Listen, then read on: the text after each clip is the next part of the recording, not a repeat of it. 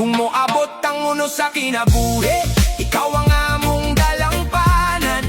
Kung mangitnit ang among pananaw, ikaw ang suga nga naghatag o kahayag. Ikaw ang haligi sa among panimalay, nagbaruglikon sa tanang kahit. Ang mabungahong adlaw sa public servant sa Lantapan, gikan sa Alternative Learning System graduation, din 180 ka tinunaan ang migraduar gikan sa elementarya hangtod sa sekundarya. Kung gusto bugarbo ang imong sakripisyo, dili masupot.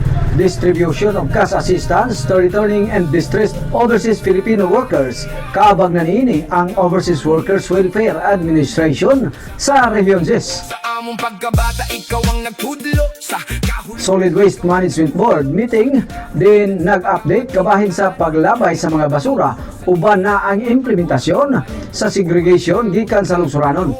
Imong gipakita pinaagi sa panigingan ng bilis sa respeto ug pagkamapainog sa rod. Pag-abi-abi sa mga kliyenteng nagdala sa problema ang hospital bills hangtod ang pagdawat sa nakitang pitaka aron mauli ngadto sa tagiya. Imong unang gihatag kun dili tambag nga puno sa kaalam aron. Kini ang mabungahong pag-alagad ngadto sa katawhan.